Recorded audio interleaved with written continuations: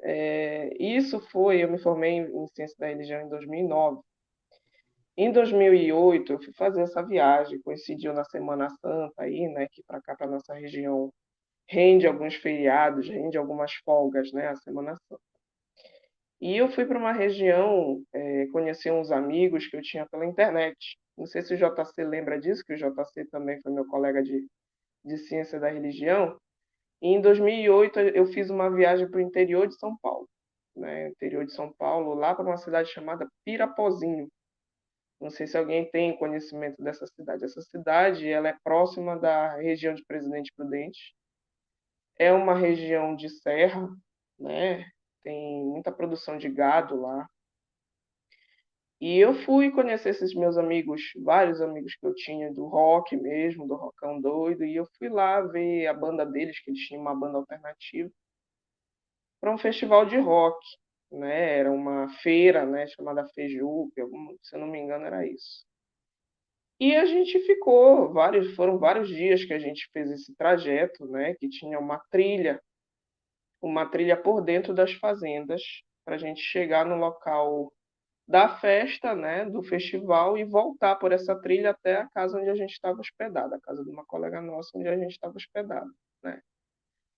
E teve um determinado dia, que até a moça que nos hospedava queria, porque queria levar o cachorro dela, o pincherzinho que ela tinha, né. E aí, na volta, eu brincando, né, com pinche, fiquei empolgada com pinche, que todo médico veterinário não pode ver bicho que já quer carregar no colo, já quer, só falta beijar na boca, né? E aí a gente vindo pelo trajeto de todos os outros dias anteriores, né, tranquilamente. Isso era por volta aí das 2, 3 horas da manhã, tá? E eu com o cachorrinho no colo, né, brincando com o cachorro, e eles dois do meu lado, né, a Jéssica e o Diego, que eram dois colegas nossos, dois colegas meus, né, dois amigos meus da época. E a gente não tava, era uma trilha muito bem iluminada, tá? Que deixar claro aí que era uma trilha muito bem iluminada, um local assim, diferente do Tenoné, que o Tenoné tem muita arborização. Esse local ele estava completamente É, transformado em piquê mesmo, para o gado consumir aquele capim que a gente corta já para fazer a selagem e tal. O terreno ele estava baixo, ele não estava com mato alto, né, capim alto. Era Gessilene, já. olha, desculpa te interromper, estou lançando aqui na tela uma imagem do Street View da cidade, não exatamente do local onde você estava. Estou para ilustrar aí tua fala, tá? Sim, pois Continua, é. continua. Pois é uma cidade de serra, né? Diferente daqui de Belém, que é mais plano. Lá é uma cidade propícia mesmo para o gado, para o crescimento do capim, né? São Paulo é um polo de pecuária, né? Tanto leiteira quanto de corte. E a gente estava vindo, como a gente vinha nos outros dias, né? Por uma fazenda dessas, né? E aí, num determinado momento, eles disseram para mim, Gessilene, fica quieta e te abaixa. E a cachorrinha no meu colo começou a latir, desesperadamente. Começou a latir, a latir, a latir, a latir, a latir. E a Jéssica, que era a dona do cachorro, disse: Gessilene, segura o focinho da Babi, porque senão a gente vai ser descoberto. E eu tentando entender o negócio da situação, eu estava perdida, né? Aí eu me abaixei junto com eles, né? A gente estava no alto da serra, né? E a aparição foi no final da serra, assim, como se fosse na base da montanha, né? E aí eu fiquei abaixada e disse: o que foi? Aí ela falou para mim: para ti que é cientista da religião, que para quem não sabe, o cientista da religião ele precisa se posicionar de maneira neutra sempre. Nós não podemos inferir o nosso achismo, as nossas crenças religiosas, a gente visualiza a religião de uma maneira neutra, né? Todo mundo acha que a gente é de conhecimento geral da nação, né? Pensar que o cientista da religião ele é teólogo, se confunde muito, mas não. Nós somos aquelas pessoas céticas mesmo, geralmente somos ateus até, né? Porque a ciência não nos permite nos contaminar com o objeto estudado. Então, a gente tenta se eximir o máximo da crença para a gente conseguir manifestar essa habilidade de se manter neutro, né? E aí ela virou para mim e me fez o grande desafio da minha vida. Gessilene, para você que está se formando em ciência da religião, explica aquilo ali. Quando eu olhei, eu vi uma criatura abaixada, um animal acocado, abaixado, se preparando para atacar uma das ovelhas que estavam dentro do piquê, né? Porque era criado o gado leiteiro, só que a gente não visualizava o gado leiteiro à noite, mas a gente estava vendo algumas ovelhas lá, né, desgarradas. E aí eu vi aquele animal se preparando para atacar, né? Era um animal que de longe não dava para ver tanto. O problema é que a gente precisava passar por aquela trilha para chegar em casa, né? A gente ficou ali alguns minutos que pareceram horas, né? E eu tentando conter a cachorra para ela não latir, para o animal não ver a gente, não visualizar nós trilhos, né? E quando o animal se aproximou mais das ovelhas e possibilitou que a gente passasse pela trilha, a gente saiu correndo, né? A gente correu. Quando a gente se aproximou de onde ele estava de costas para a gente nesse momento, né? Eu, em meio a carregar cachorro, correr, né? E tá ali naquele estado de êxtase, né? De adrenalina total no sangue, eu soltei a boca da cachorra. Quando eu soltei a boca da cachorra, para quem conhece pincher sabe, a cachorra desatou a latir, né? E foi aí que eu visualizei o animal virando de frente para a gente, né? E o animal que estava acocado se levantou, né? Eu nunca vi uma criatura, um animal tão grande, né? Para quem não tem ideia aí, eu tenho mais ou menos 1,78 de altura, eu olhava, o animal tinha mais ou menos uma distância de 1 metro da minha cabeça. A cabeça do bichão ficava mais ou menos 1 metro da minha cabeça, né? E eu olhei, né, um odor do animal nauseabundo, tá? Horrível. Aquele cachorro, não sei se vocês que têm cachorro aí, que deixa o animal passear na rua, quando ele volta, aquele cheiro de que ele revira lixo, né? Aquele cheiro de material orgânico em decomposição, exatamente aquele cheiro, né? E uma fisionomia realmente de um animal canídeo, né? De um lobo, de um cachorro. Só que o que me chamou mais atenção foi a habilidade dele de andar na nossa direção sobre as duas patas, sobre os dois membros posteriores, né? Que é uma habilidade que os cães não têm, que a gente chama de bipedalismo, né? Que o termo técnico para isso é bipedalismo. É a capacidade de um ser de andar sobre os dois membros posteriores, né? E o corpo, os membros posteriores, né, os membros de trás, eles se assemelhavam realmente a patas de cães, né? Só que os braços deles se assemelhavam a braços de primatas, né? Braços humanos, braços de macaco, de gorila, né?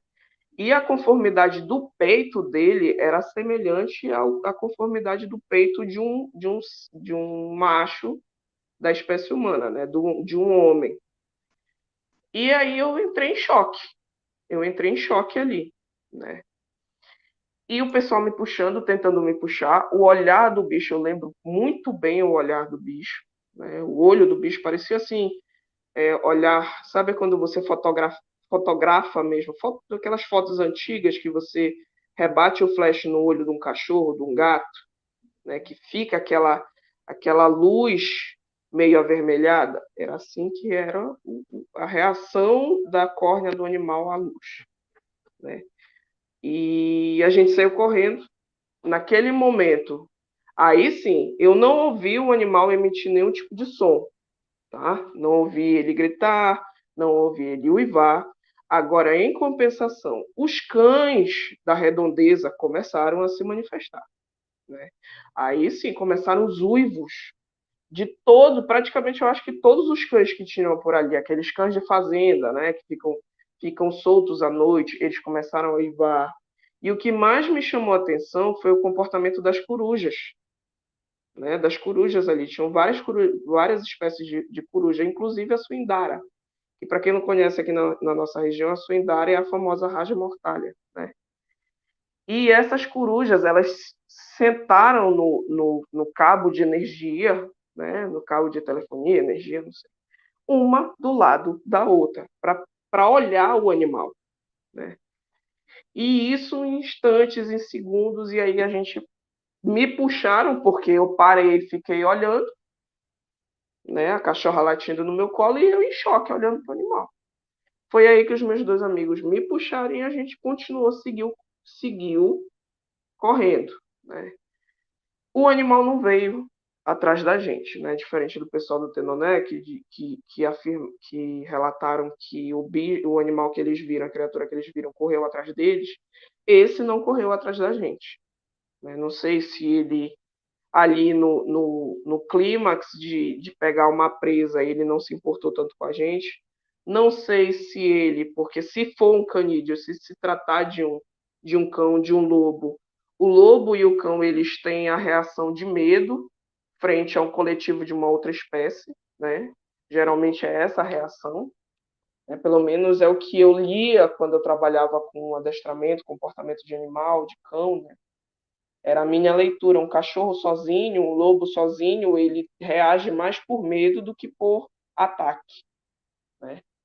Então, esse animal, essa criatura não correu atrás da gente, né? E chegamos em casa, eu muito eufórica, eu não conseguia ter reação de medo. A reação de medo ela veio depois, né? Nos dias seguintes eu não quis mais sair de casa, né? Eu fiquei com muito pavor nos dias seguintes, mas na noite eu estava mais eufórica e curiosa para saber, né, do que se tratava aquele animal, porque era um animal que eu nunca vi na minha vida, né? E as pessoas, tanto a moça que nos hospedou, né, que me hospedou e hospedou um outro colega nosso, quanto a família dela disse, olha, é um lobisomem, se trata de um lobisomem, né? E lá eles afirmaram que eles conheciam a senhora que se transformava, a suposta senhora que supostamente se transformava em lobo, e sempre acontecia na Semana Santa, principalmente na quarta-feira de cinzas e tal, e falaram lá todo o relato deles enquanto comunidade ali, né, do que era, porque era um bicho que eles estavam acostumados a olhar, a observar ali, né? Agora sim, o que eu tenho para te dizer é o seguinte: eu não acredito, na verdade, não é, dá para inferir, dá para visualizar que não é um animal abstrato, não é uma coisa abstrata, né? Não se trata de um vulto, não se trata de um espírito, não se trata de nada disso. É um animal palpável, tá? De você estender a mão e conseguir tocar, né? E é o que eu conversava até com um amigo meu, que ele é biólogo, né, que a gente se conheceu no Colégio São Paulo, né, foi onde eu estudei minha infância toda. E a gente vinha debatendo desde 2008, né, no final da minha faculdade, eu voltei para Belém com todas as perguntas possíveis, né? E ele dizia, Gessilene, olha, a natureza tem mistérios que até o próprio mistério desconhece. E hoje, como médica veterinária, eu acredito muito que se trata realmente de um animal nosso, da nossa, da nossa, da nossa reserva biológica aí, que ainda não foi catalogado, né? Porque não é a primeira aparição, essa do Tenoné não é a primeira vez, né, Nathan, que você me diz que ele apareceu, né? Esse de São Paulo também. No mundo inteiro existe o relato desse animal. E eu acredito muito em ser um animal em formas em escala evolutiva. Porque, primeiro, nenhum desses animais se relata, por exemplo, a presença de bolsa escrotal, né, que seria o macho, seria a maior característica do macho da espécie. Então, geralmente são fêmeas, né? E essa característica de bipedalismo, que é a capacidade de andar sobre os membros posteriores, é relatado como uma das primeiras características de uma espécie em evolução. Então, essas duas coisas me chamam muita atenção, né? O fato de ser sempre uma fêmea, né? De ser sempre uma possível fêmea por não apresentar bolsa escrotal. Nunca ninguém relatou bolsa escrotal. E a segunda é isso, de estar sobre os dois membros, conseguir andar, porque ficar sobre dois membros é uma coisa, agora você conseguir andar e manter a postura, não cair, acocar como ele estava lá na hora, né? E correr sobre os membros posteriores, isso só quem consegue são organismos na escala mais alta da evolução, né? Da nossa evolução, enquanto, por exemplo, os primatas, a gente, né? Então, isso já é um ponto uma característica de evolução propriamente dita. Né? Então, eu acredito muito, gostaria muito que alguém conseguisse registrar esse exemplar, porque, para mim, se trata de um animal daí da nossa fauna, da nossa reserva biológica, que ainda não tenha sido catalogado, né? Pela raridade de aparições. Né? E fiquei com isso na memória. Não desejo ver ele novamente, porque o bicho é assustador e muito fedorento. Não desejo ver nunca mais na minha vida um animal desse.